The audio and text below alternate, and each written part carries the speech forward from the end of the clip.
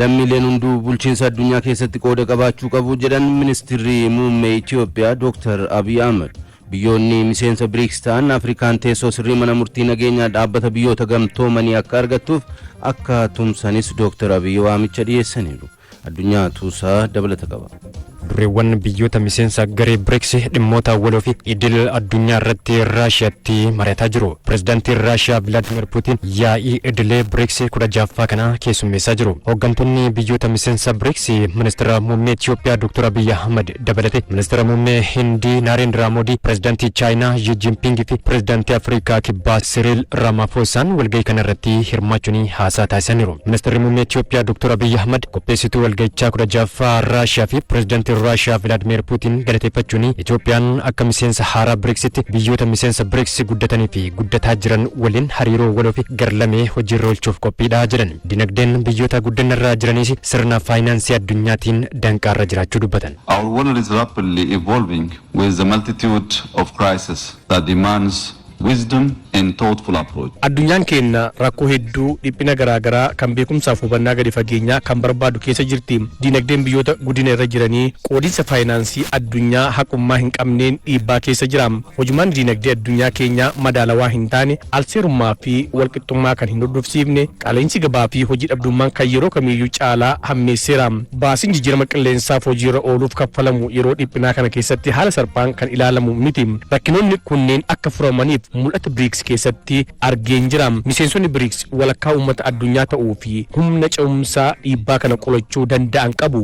Daldalli waloo miseensota BRICS cimuun guddinni uummata keenyaa akka dabaluu fi investimentii fi damee turizimii irratti ciminaan hojjannaan guddina miseensota keenyaa qofaaf osoo hin taane mallattoo tokkummaa fi hariiroo cimaa jidduu keenyaa taasifachuu qabnas eeran. Intra-BRICS trade, investment and tourism can ignite economic growth that not only benefits our member states but also serves as a model for cooperation and solidarity in addressing global challenges. Daldalli waloo miseensota BRICS turizimii fi investimentii irratti bu'uura'u guddina dinagdee uummata keenyaa qofa osoo hin taane akka mallattoo waloomaaf tokkummaatti tajaajiluu danda'a. Guddinni artificial intelligence akkasumaan barbaachisaadha. Dhimma kana irratti sanada pireezidaantii Putinii fi pireezidaantii Xi Jinping dhiyeessan nan deeggara. Guddina waloo keenyaaf piroojektota bu'uuraa hojjennuuf sirna guddina faayinaansii fi baankii miseensota irraa dhiyaate murteessaadha. BRICS waliin qindaa'uun chaampiyoonaa riiformiiti rakkinoota addunyaa fi furmaata ta'uu akka dandeettu hedduutti amannaas jedhan. Ministeerri muummee Itoophiyaa Dr. Abiy Ahmed walgahii BRICS 16ffaa Raashiyaa magaalaa Kaazaanitti gaggeeffamaa irratti BRICS hariiroo fi bakka bu'ummaa gam hedduu addunyaa irratti haqummaan akka jiraatuu fi tumsa isaanii taasisaa jedhee nan amanaa jedhan Dr. Abiy Afrikaan dhaabbata biyyoota gamtoomanitti teessoo mana marii nageenyaa keessa akka qabaattuuf xiyyeeffannaan ni kennaa jedhee abdadhaas jedhan. Together we can champion reforms that address the concerns of developing nations and ensure that their voices are heard on the global stage. Ethiopia, in particular, wishes to emphasize that the reform of the UN Security Council deserves our attention. Wali yoo taane dursitoota riiformii ni taana. Sagaleen keenyas waltajjii addunyaa irratti ni dhaga'ama. Keessumaa Itoophiyaan riiformii mana maree nageenyaa dhaabbata biyyoota gamtoomanii xiyyeeffannaan hordofti. Miseensonni BRICS walgahii kana irratti argaman Afrikaan teessoo sirrii mana maree nageenyaa dhaabbata biyyoota gamtoomanii akka argattuuf ni tumsu jedheen abdadha. Kuni dhimma bakka bu'insaa qofaa miti, dhimma haqummaati. Lammiileen hunduu bulchiinsa addunyaa keessatti qooda akka qabaataniif. Itoophiyaan miseensa BRICS ta'utti ni boontika jedhan Dr. Abiy. Dinagdeen biyyattiis Afrikaatti biyyoota sab-Saharaa gadii keessaa sadarkaa sadaffaa irratti kan argamuu fi qabeenya uumamaa garaagaraa fi humna dargaggoota hojii jaallatu akka qabdu eeran. Lafti gaafii mijataan kun investimentii fi qophii ta'ullee dubbataniiru. Itoophiyaan sagantaa sharaa magariisaan waggoota 6 keessatti biqiltuu biiliyoona 40 dhaabuun lammiileen biyyattii jijjiirama qilleensaa qolachuu fi kutannoo qabdu kan agarsiistes ta'uu eeran. Guddina waloo fi miseensonni BRICS qonna, manufakcharingii, anniisaa fi intelligensii artifishaalaa irratti waliin haa hojjennuusi waamicha dabarsaniiru. Dhaggeeffattoota raadiyoo OBN dhimma kana irratti xiinxala qopheessineerra. Yaa'iin miseensota BRICS 16ffaan guyyoota 3f turu Raashiyaa magaalaa Kaazaanitti taa'amaa jira. BRICS maali? Itoophiyaaf maal buusa? Qalbeessaa Takkaalleen xiinxala qopheesseera dhaggeeffadhaa.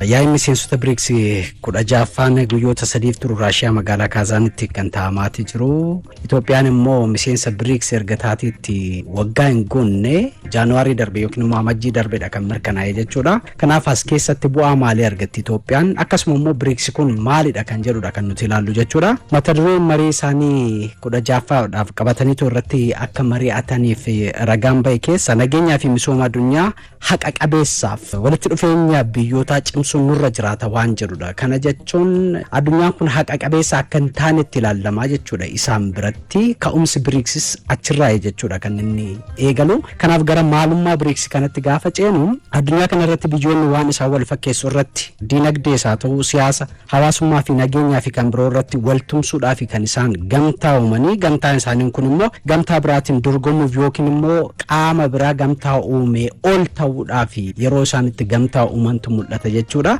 BRICS madaala dinagdee fi siyaasa biyyoota dhiyaan dhuunfatameetoo jiru qoodinsi dinagdee haqa qabeessa hin taane madaalawaa gochuudhaaf akkasumas immoo biyyoonni miseensa BRICS ta'an akkuma biyyoota guddatanitti dinagdeedhaan siyaasaan akka guddatan yaadame biyyoota gara kallattii tokkotti argaman akkasuma immoo global south jechuudhaan kan hundeessan jechuudha. BRICS Plus kana jechuudha. BRICS Plus kan jedhameefis hin qaba jechuudha maqaa akka lakkoofsa faranjootaatti bara 2006 yaadni gamtaa uumuu jedhu kun yaa'ii waliigala dhaabbata biyyoota gamtoomanii irratti waggaa 18 dura kan inni wixiname. Biyyoonni jalqabaa yaa'ii dhaabbata biyyoota gamtoomanii irratti argamaniitoo nuti gamtaa hundeessuu qabna jedhaniitu yeroo sanitti mari'atan keessaa Biraazil, Raashiyaa, Indiyaa fi Chaayinaadha biyyoota arfan kanaa jechuudha. Yaadni ka'umsa isaanis dinagdee addunyaa gara kallattii tokko qofatti dhuunfatameetoo jiru kana mormuudha jechuudha. Dura dhaabbachuudhaaf kan isaan yeroo sanitti yaada kana kan isaan wixinanii dhaabbilee maallaqaa idil addunyaa kan akka IMF fi baankii addunyaa biyyoota guddina irra jiran maddiitti dhiibuudhaan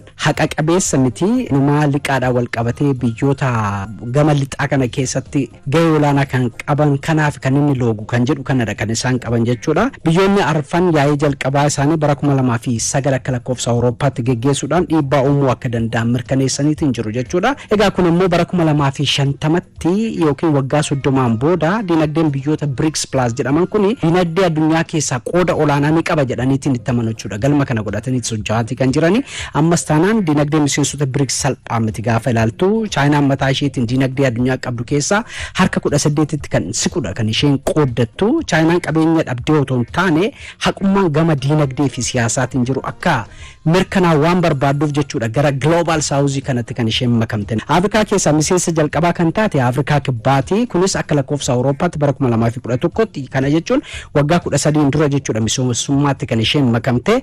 Bara darbe immoo Itoophiyaa fi Ijiptiitu Afrikaatti makame jechuudha. Afrikaa keessaa biyyoota lamaan kanadha jechuudha. Biyyoota Afrikaa malee immoo baha giddu galeessaa keessaa Iraan, Emireetota Arabaatu miseensa ta'ee Saawudii Arabiyaanis miseensa ta'uudhaaf iyyanni ishee ilaallamaati tureera. Hanga ammaatti garuu mirkannoo hin arganne garuu immoo hirmaataati jirti yaa'ii miilanaa kana keessatti jechuudha.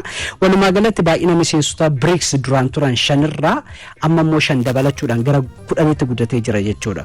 Hundeessitoota duraa 5 irratti 5tu dabalame jechuudha. Kanaaf duraan BRICS kan ture BRICS biin maal bakka Biraazil bakka bu'a, R'n immoo Raashiyaadha, akkasuma I'n immoo Indiyaadha, C'n immoo Chaayinaa bakka bu'a, S''n immoo South Africa yookiin immoo Afrikaa kibbaati kan bakka bu'u amma Plus jedhameera. Plus jechuun immoo biyyoonni kaanis dabalamaatii waan jiruuf BRICS Plus jedhaniitiin hundeessan jechuudha. Ammallee biyyoonni biraa miseensa ta'uudhaaf kan fedhii qaban agarsiisaati jiru kan akka Algeeriyaa yoo fudhatte, Booliviyaa, Indoneeshiyaa, Kuubaa, Democratic Republic of Congo, Comoros, Gabon, Kazaakistaan warreen jedhamanii fedhii BRICSitti makamuudhaaf qabu kana agarsiisaati jiru. Egaa gaafa dhiibbaa uumuudhaaf barbaadanii biyyoota miseensa biraa dabalachuun dirqama ta'a jechuudha. Lola Raashiyaa fi Yuukireen irratti yeroo biyyoonni miseensa neetoo ta'an Yuukireen tumsanitti Tarkiyyeen irra deddeebiteetiin gara Raashiyaatti deddeebi'aati turte. Kana jechuun Tarkiyyeenis fedhii agarsiisaa jiraachuu ishee namatti agarsiisa jechuudha. Akkasuma immoo ragaaleen agarsiisan illee Tarkiinis mataa isheetiin miseensa BRICS kana ta'uudhaaf fedhii akka qabdudha ragaaleen kan agarsiisan jechuudha. Kana jechuun yoo Tarkiyyeen miseensa BRICS kana taatu taate biyya jalqabaa miseensa neetoo fi akkasuma immoo gamtaa Awurooppaa taate miseensa taate jedhamuunsaa waan hin oolledha jechuudha. Biyyoonni BRICS biyyoota addunyaa irratti humna qaban akka Chaayinaa fi Raashiyaa akkasumas immoo biyyoota ardii keessa jiran keessatti dinagdee dhageetti qaban Afrikaa kibbaa,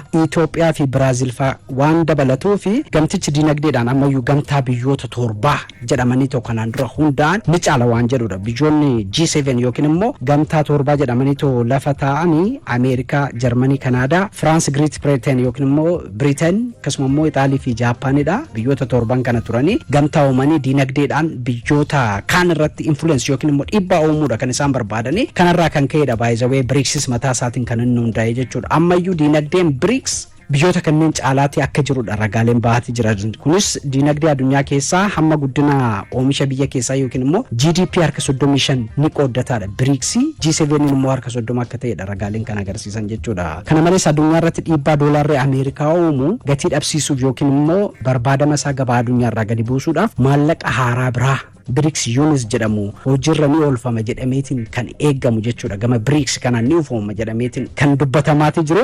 Baay'ina uummata biyyoota miseensa ta'anis biiliyoona 3.5 yookiin immoo baay'ina uummataa addunyaa harka 45 ta'edha. Biyyoonni miseensa BRICS ta'an kun kan qooddatu jechuudha baay'ina uummataatiin. Baay'ina uummataa hammana ga'ummoo gaafa bittaa fi gurgurtaa kaarensi wal fakkaatu walitti bitanii ta'u gurguru yoo ta'e doolara Ameerikaatti mi'eessitu kanallee gatii dhabsiisuu ni danda'a waan jedhudha kan xinxaalamu. Biyyoonni boba'aa badhaadhoo ta'an kan akka Iraan, Saawud Arabiyaa fi Emireetonni Arabaas gamtaa kana keessatti makamaniitiin jiru waan ta'eef gama boba'aatiinis taanaa of danda'u kan jedhudha kan ka'u. Hin fidiin malee otoo walitti bu'iinsi gamtaawwan jiran kana gidduutti uumama ta'eeti biyyoonni kun dinagdeedhaan akka of ga'umsanitti yeroo itti xinxaalamaa jirus ni jira jechuudha. Kana malees dhaabbileen maallaqa idil addunyaa kan akka IMF fi baankii addunyaa biyyoota walqixa keessummeessuu irratti hanqina qabu jedhanii waan ilaalanii fi biyyoonni BRICS kun baankiilee hundeessaniitiin jiru. Baankii Newly Development Bank yookiin immoo NDP jedhamu hundaa'eetiin jira. Chaayinaa keessatti shibbii magaalaa Shanghai keessatti headquarter isaa godhatee kan argamu jechuudha. BRICS dinagdee biyyoota guddachaa jiraniif sagalee fi bakka bu'ummaa guddaa arguudha kan inni barbaadu jechuudha. Pireezidaantiin Raashiyaa Vladimir Puutinis kanaan dura dubbatanii akka turanitti gaheen BRICS sirna faayinaansii idil addunyaa keessatti qabdu ni guddisnaa tumsa baankota gidduutti uumuu fi itti fayyadama maallaqaa BRICS babal'isuu yaada jedhu kaasaniitiin turan jechuudha. Kana gaafa kaasanii maallaqni karaa BRICS kanaan kalaqamu ni jiraata jechuudha kan ittiin bitanii walitti daldaluu danda'an biyyoota kana gidduutti jechuudha. Yeroo ammaa Raashiyaadhaaf BRICS maali kan jedhu yoo ilaalle immoo lola Yuukireen waliin gootu keessatti biyyoota dhiyaatiin akka diinaatti ilaallamtus biyyoota akka ittiin sodaachisuutti kan isheen fudhachaati jirtu. Isin yoo na dagattan yoo na qoqqobdaniyyuu biyyoota addunyaa kan biraa wajjin michummaa uumuu koonaa ilaalaa kan jedhu kanallee ni agarsiisa jechuudha. Ittiin sodaachifti kan jedhu of keessaa qabatan geessoo. Kana malees qoqqobbii isuma kanadha jechuudha. Chaayinaan gama isheetiin immoo biyyoota Afrikaa kana keessatti investimentiin ishee babal'isaatiidha kan isheen jirtu. Kun immoo biyyoota lixaa biratti akka gaariitti hin ilaalamu. Maal jedhuun biyyoonni lixaa kan ittiin Chaayinaa kumatanii harka lafa jalaatiin qoqqobbii gochaati jirti. Qabeenya Afrikaa keessa jiru kana akka malee fayyadamtee kan irratti dhiibbaa uumaati jirti kan jedhu kanadha kan ka'u jechuudha. Garuu immoo biyyoonni Afrikaa kan akka Chaayinaa michuu kan nuuf ta'e hin jiru. Biyya yeroo rakkinaati jedhanii bakka itti kaasan ni jira jechuudha. Itoophiyaadhaafuu maalidha kan jedhutti haadhofnuuti. Itoophiyaan gara BRICS akka makamtuuf kan godhe yeroo wal dhabdeen kaabatti mudate dhiibbaan alaa isheerra tureera. Keessumaa biyyoota lixaarraa dhiibbaan ture guddaadha jedhameetiin yeroo sanitti fudhatamaati kan ture. Akka fakkeenyaatti yoo kaafne gama diinagdeetiin gaafa Ameerikaan daldala bilisaa alaa ishee agwaa jedhamu karra itti cuftu Itoophiyaatti gaafa karra cuftu Chaayinaan immoo kootu gara kiyyattiyyuu daldalachuu hin danda'a kan jedhu balbala banteef turte jechuudha. Tokko dhiibbaa guddaan jechuudha. Yeroo wal dhabdee kaaba ture TPLF gidduu ture sanitti dhiibbaa guddaan akka turedha gabaafamaas kan ture waan ta'eef yeroo kanatti Itoophiyaan akka mufatteetti fudhatameetiin jira jechuudha. Kanaaf Itoophiyaan fuula ishee gara BRICSitti gara Global South kanatti akka isheen deeffattu godheera. Garuu hariiroon isheen biyyoota lixaa wajjin kanaan dura qabdu baroota dheeraadhaaf seenaa guddaa kan lakkoofsisedha. Wal deeggaraas turanii wal tumsaas turaniiru. Itoophiyaa keessumaa Ameerikaan baroota dheeraadhaaf akka michuu gaariitti fudhachaati turte. Yeroo sanitti garuu akka komichisteetti kan fudhatamaati ture jechuudha. Kana malee immoo Itoophiyaan fedhii misoomaa fi guddina dinagdee ishee galmaan gahuudhaaf filannoo biraa akka ta'etti ibsaamaati tureera. Kana malees immoo Afrikaa irraa biyyi baay'ina uummataan sadarkaa lammaffaa irratti argamtuu fi saffisaan guddachaa jirtu carraa guddinaa ta'ee BRICS biratti ilaalameetiin jira jechuudha. Baay'ina uummataa qabaachuu ishee kun har'allee Dr. Abiy Kaasaati kan turan ibsa haasaa godhan keessatti waa'ee waa'ee dhimma humna oomishuu danda'u Itoophiyaa keessa jiraachuu kana kaasaniitu turan jechuudha. Itoophiyaanis dhiibbaan biyyoota alaa otoo jiruuti dandamattee dhaabbachuu waan dandeesseef dhageettiin ishee addunyaa irratti qabdu dabalaa waan dhufeef akkasumas immoo teessoo gamtaa Afrikaa waan taateef Afrikaa keessatti biyya dhageettii qabdu ta'uun ishee BRICSin hawwachiiseetiin jira jechuudha. Itoophiyaan carraa dinagdee BRICSitti fayyadamteetiin hanqina sharafaa alaa qabdurree furachuu akka dandeessutti akkasuma immoo oomisha isheen qabdu kana gara biyyoota kanneenitti gurgurachuu akka dandeessuuf karra saaqaaf jechuudha. Hariiroo biyyoota lixaa waliin qabdus taanaan akka hin bannetti eeggachuu akka qabdus xinxaaltonni ni kaasu. Sababni isaa immoo biyyattiin ammas taanaan liqaa guddaa kan argattu dhaabbilee biyyoota lixaa kan akka IMF fi World Bank waan ta'eef madaalli lamaanii eeguun faayidaa isheetti dursisiisuu akka qabdudha kan xinxaalamaati jiru jechuudha. Egaa ministeerri muummee Dr. Abiy Ahmad fi pirezidaantiin Ijipti Al-Sisiinis waltajjii tokko irratti argamaniitiin jiru. Tarii wal dhabdeen Ijiptii fi Itoophiyaa gidduu jiru. Hidha lagaa Abbayyaa irratti hidha laga Naayilii kana gubbaa irrattis odoo walitti dhufanii mari'achuu danda'an yaadni jedhus ka'aati jira. Sa'aatii qabnu faana kanuma irratti hin goone. Oromoon hoytuma murtii tumattu waan biraa dura nagaa lallabde sa'a nagaa lallabde namaa nagaa lallabde malkaa nagaa lallabde maddaa nagaa lallabde karaa nagaa lallabde gabaa nagaa lallabde bultii nagaa lallabde ooltii nagaa lallabde wanni isiin hin lallabiniif hin jirtu waan uumame muluufuu nagaa lallabde nagaatu duraan nagaa jechuun utubaa biyyaa yoo nageenni jiraatin homaan jiran ilma qaba jechuun nagaa irratti jira ilma san hin guddifadha jechuun nagaa irratti jira ilma san hin barsiifadha jechuun nagaa irratti jira yoo nageenni hin jiraatin hin jiru hin horadhaan hin jiru hin qotadhaan hin jiru hin bocadhaan hin jiru ilma barsiifadhaan hin jiru nageenni yoo hin jiraatin guddinni hin jiru misoomni hin jiru nagaa kenna wanni eeggannuuf jiru teennaaf eeggan nagaa namaa hayyuu jirutu eega wayyuu jirutu eega abbaa amantiitu eega abbaa gadaatu eega abbaa bokkuutu eega qeerrotu eega qeerrittitu eega haadha siinqeetu eega akkanatti eegama nageenni kalee.